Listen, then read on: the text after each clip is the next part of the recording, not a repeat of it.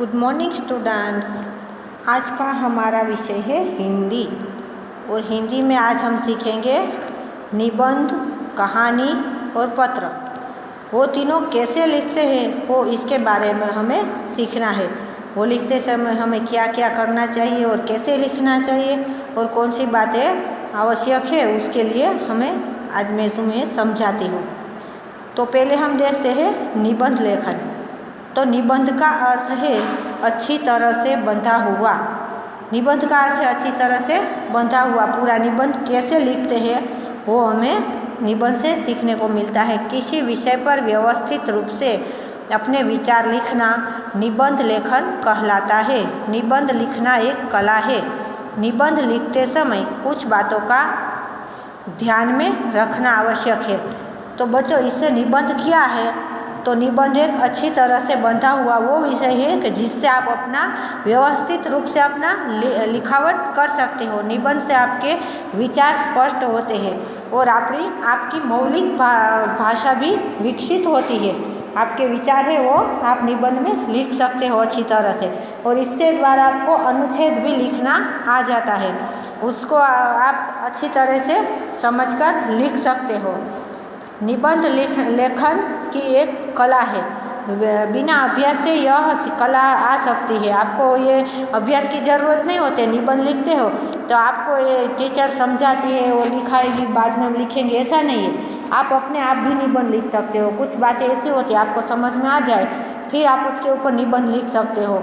कोई व्यक्ति वस्तु के ऊपर भी आप निबंध लिख सकते हो। आपके मौलिक विचार उसमें प्रकट होते हैं, उसको निबंध कहते हैं। जो छात्र अनुच्छेद लिखना सीख लेते हैं वे सुगमता से निबंध भी लिख सकते हैं। सुगमता से यानी खूब अच्छी तरह से लिख सकते हैं, एकदम सुंदर अक्षरों में लिख सकते हैं। और आप जैसे जैसे आप बड़े होते जाते हो आपको अच्छी तरह से निबंध लिखना आ जाता है। पहले आप छोटे होते हो तो छोटे छोटे निबंध आते हैं, 6-7 लाइन के, और जब आप बड़े स्टैंडर्ड में आ जाते हो तो उसमें अनुच्छेद में लिखना आ जाता है। चौथी और 5वीं कक्षा में आप लाइन में लिख सकते हो, 15-20 लाइन में लिख सकते हो। फिर बड़े हो जाते हो तो आपको अनुच्छेद लिखना भी आ जाता है। तो निबंध से आपकी मौलिक भाषा भी विकसित होती है और आपको सुंदर राइटिंग में लिखना भी आ जाता है। तो हमें निबंध लिखते समय क्या क्या बातें याद रखनी चाहिए और क्या आवश्यकता है वो हम देखते हैं। विषय अच्छी तरह से समझना और 2 मिनट शांत रहकर सोचना। जो आप निबंध लिखते हो उसे अच्छी तरह से समझ लेना चाहिए कि कौन सा विषय हमें दिया है और कौन से विषय, उस विषय को आप जो 3-4 निबंध दिए होते हैं उसमें आपको जो भी पसंद करो विषय उस पर आप निबंध लिखना चाहते हो तो 2 मिनट शांत रहकर उसके बारे में सोचना है। विषय के अनुसार उचित शब्दों का प्रयोग और चयन करना है।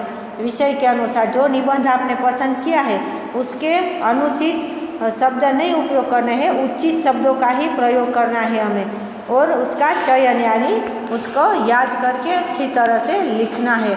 अनुच्छेदों में बांटकर लिखना। अनुच्छेद तो आप समझते हो ना, गुजराती में जैसे हम बोलते हैं फकरा, वैसे ही वो उसके अनुच्छेद बोलते हैं। तो उसमें 3-4 अनुच्छेद तो होने ही चाहिए निबंध में। भाषा का सरल, स्पष्ट और प्रभावशाली होना चाहिए। भाषा है वो आपकी भाषा लिखते हो उसमें वो सरल, स्पष्ट और प्रभावशाली होनी चाहिए। मुहावरों और लौकिकतियों का भी प्रयोग किया जा सकता है। मुहावरे भी और लौकिकतियाँ यानी कहावतों का भी प्रयोग किया जाना चाहिए उसमें, तो आपका निबंध बहुत अच्छा लगता है।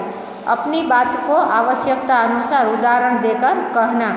जो आप उस निबंध में अपनी बात लिखना चाहते हो उसको उदाहरण के साथ भी आप कह सकते हो। कोई ऐसी बात वो आती है उसमें तो आप उसको समझाना चाहते हो तो कोई ऐसा उदाहरण दो कि जिससे वो निबंध में आप लिखते हो उसके अनुरूप हो, ऐसे उदाहरण देने चाहिए और आप समझा सकते हो। तो बच्चों, निबंध के बारे में तो आपने जान लिया ना। तो अब हम देखते हैं कहानी लेखन। तो वैसे जैसे आपने निबंध समझा वैसे ही कहानी का भी ऐसा ही ये कहानी लेखन के द्वारा बालकों में लेखन योग्यता का विकास होता है। वह पात्रानुसार भाषा का प्रयोग करना सीख लेता है।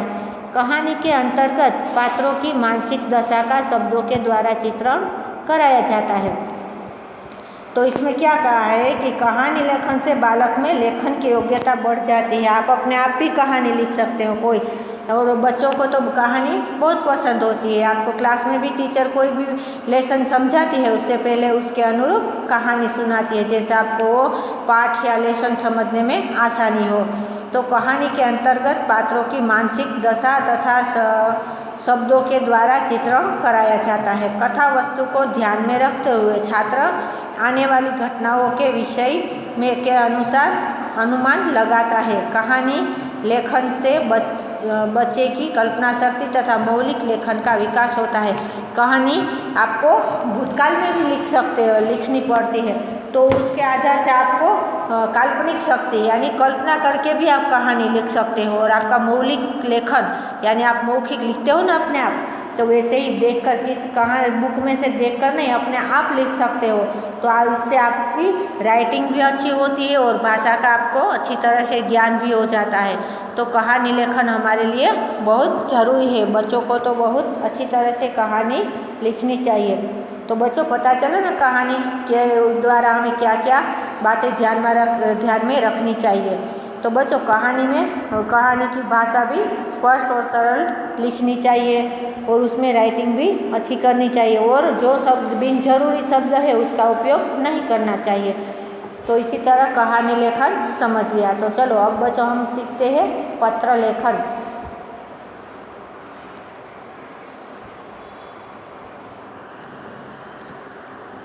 पत्र लेखन यानी लेटर राइटिंग।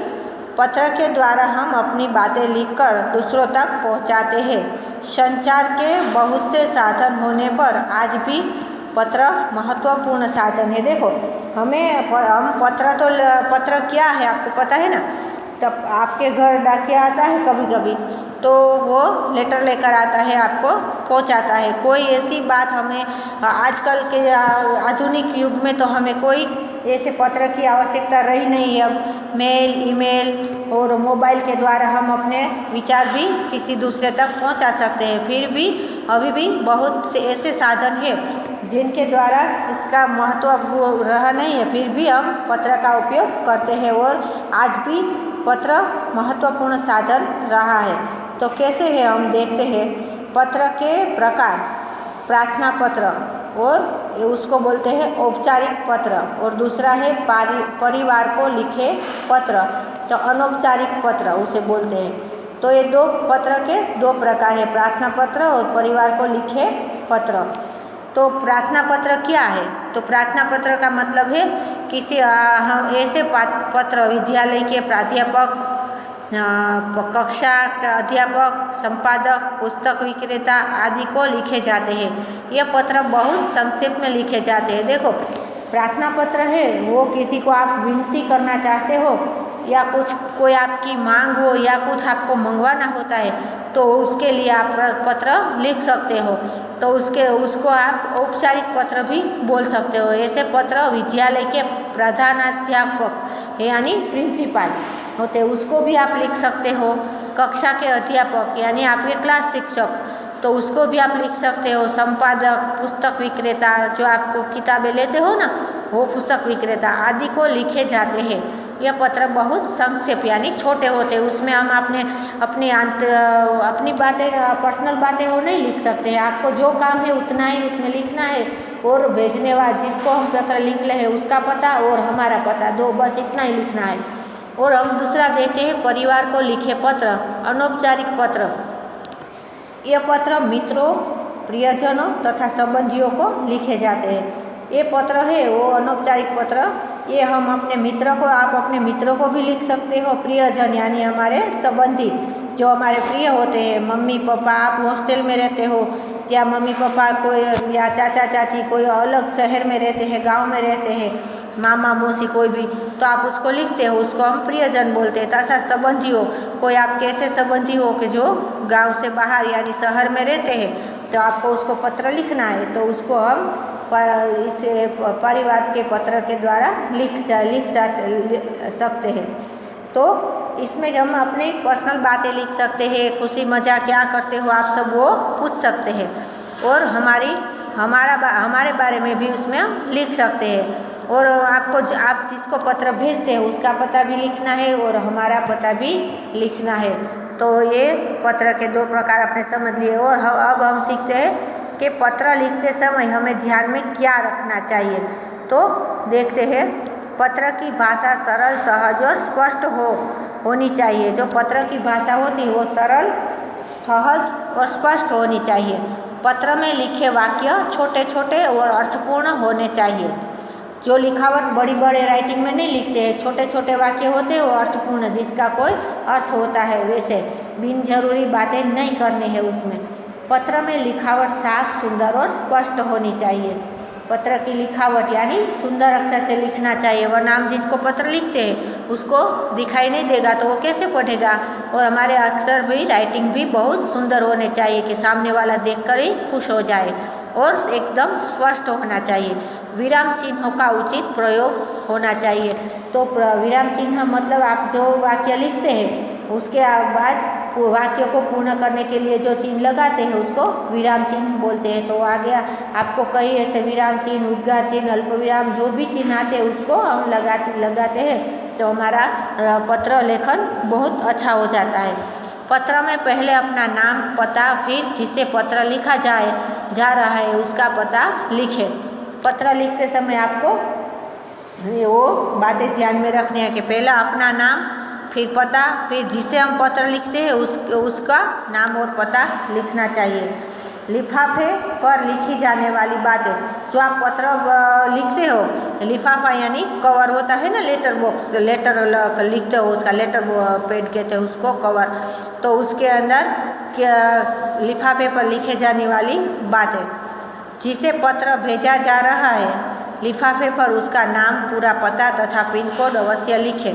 डाक टिकट लगाएं, जो जिसे हम पत्र भेज रहे हैं उसका नाम और पूरा पता यानी एड्रेस और पिन कोड नंबर, वो जो जिस सिटी में है उसका पिन कोड नंबर भी लिखना पड़ता है।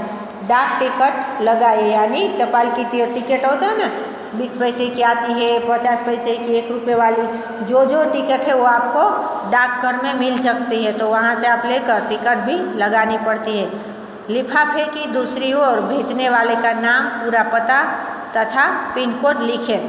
लिफाफे के अंदर दूसरी ओर भेजने वाले, जो हम पत्र लिखते हो आप, तो आपका भी नाम, पता और वो भी लिखना पड़ता है। देखो यहाँ आपको नमूना दिया है, देखो, श्रीमती विद्या देवी 129 गुलमोहर कॉलोनी, विवेकानंद मार्ग, रुड़की 842001, ये उसका पिन कोड नंबर है। और द्वारा, किसके द्वारा भेज रहा है, राहुल गर्ग 19 बी कमला नगर, दिल्ली 110007। तो आप उसे जिसका भेज रहे हैं उसका भी पता है, और जिसको आप लिख रहे हो तो आपका भी पता लिखा हुआ होता है। तो उसी तरह हमें भी ये बातें ध्यान में रखनी चाहिए। तो बच्चों, आपको निबंध, पत्र और कहानी के बारे में पता चल गया कि कैसे लिखना है।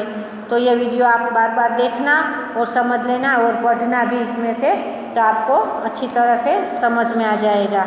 तो बच्चों, आज आपने मुझे अच्छी तरह से सुना, इसके लिए आपका बहुत बहुत धन्यवाद।